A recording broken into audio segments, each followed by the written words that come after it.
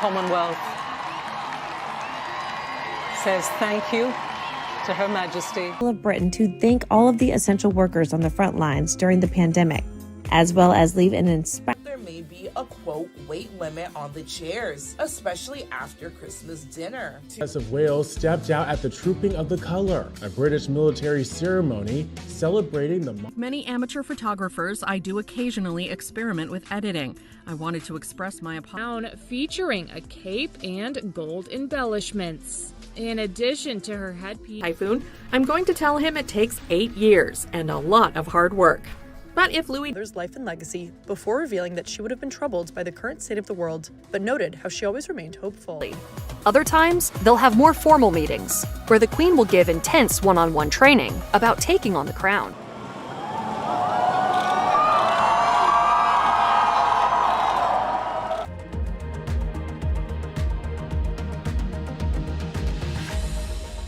Princess Catherine rolled up her sleeves for a clay-making workshop during a visit to a Beach. William took a moment to thank staffers for their hard work in getting the emergency COVID-19 hospital up. Hilariously quips too many mince pies. Several members of the royal family joined. Continued, I am learning how to be patient, especially with uncertainty, taking each day as it comes. Charles III was absent as he stepped back from public appearances amid. The clip lasted less than 3 seconds. A carriage moving through the mall, 3 children seated beside their mother, and then a turn, a look, steady, deliberate, unflinching. The internet called it a death stare.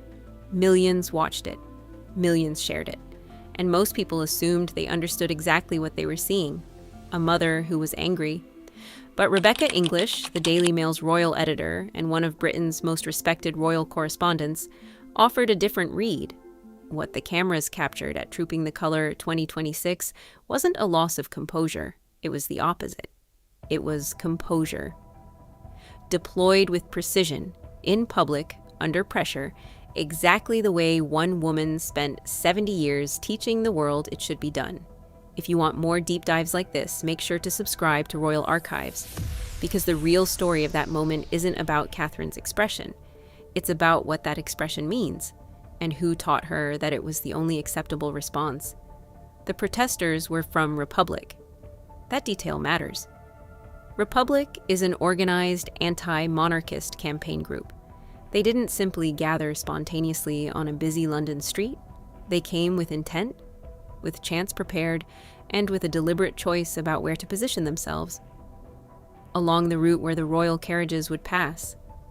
As Rebecca English confirmed on Palace Confidential, they were shouting as the carriage carrying Catherine and her 3 children moved through. George, Charlotte, and Louis were inside that carriage, and as English noted plainly, the children had noticed. You could see it on their faces, that slight confusion, that shift in expression that children get when something doesn't match what they expected.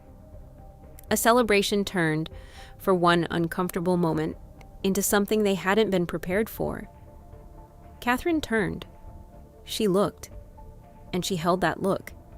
English's response, when asked about it, was telling. She said that frankly, Catherine giving them a death stare was very polite, that she personally would have done considerably more. Richard Kay, who was also present in his capacity as a senior Daily Mail correspondent, agreed. The targets were not just the crown in the abstract. They were 3 children in a carriage on what was meant to be one of the great ceremonial days of the British year. Here is where the story deepens. Because that moment, Catherine turning, composing herself, holding her gaze without breaking, didn't happen in a vacuum. It happened against a specific backdrop that Rebecca English identified clearly on Palace Confidential. She said it directly. Since the late Queen died, Republic and groups like them have grown bolder. They are seizing the opportunity, she said, with what they feel is a change in the mood. Read that again. Since the late Queen died. What English was describing, carefully and without sensationalism, was a shift in the atmosphere around the British monarchy. A shift that began on September 8, 2022, and that has been quietly building ever since. Queen Elizabeth II had a quality that is almost impossible to quantify, but entirely real. a gravitational authority that shaped the behavior of those around her, not through force, not through threat, through the sheer accumulated weight of a life lived in absolute, unwavering public discipline. When she stood on that balcony, the world understood what was expected. When she processed through crowds, the tone was set before a single word was spoken. Her composure was not passive. It was active. It was a continuous, deliberate act of holding the line. And in holding it, she held it for everyone around her.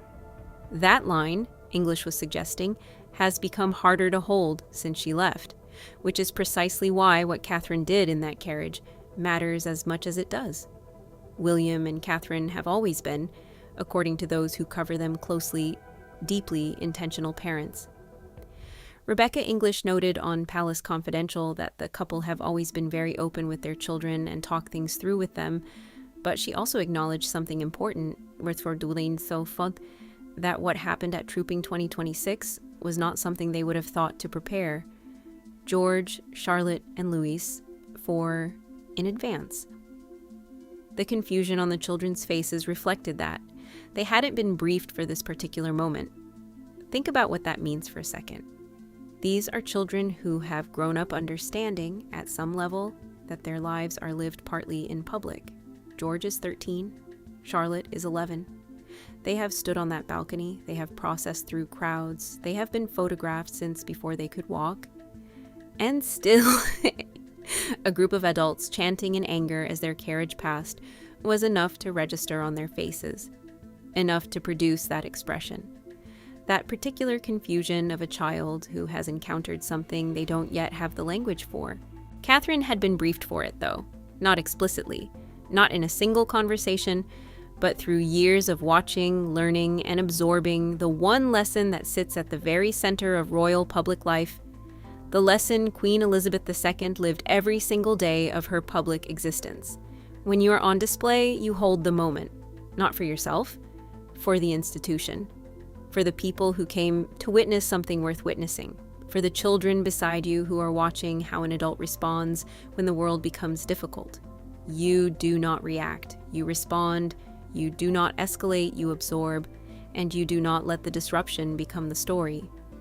Queen Elizabeth understood this at a molecular level. Elsa Anderson, former press secretary to Queen Elizabeth II, spoke about the late Queen's presence at Royal Ascot in a Palace Confidential interview recorded the same week. She described the Queen's joy at the races, that famous beaming smile when one of her horses won, and in doing so, captured something essential about how she moved through public life. The Queen knew when to let emotion show and when to contain it. She understood instinctively that the public moment was never fully hers. It belonged to the occasion. That discipline was not accidental. It was built over decades. It was reinforced by a lifetime of understanding that the monarchy's survival is not secured through grand gestures or dramatic statements. It is secured day after day by the quiet, unglamorous act of holding yourself together when holding yourself together is the hardest thing in the room. The Queen never gave an interview about this. She never explained it in public. She simply did it, year after year, in full view of the world.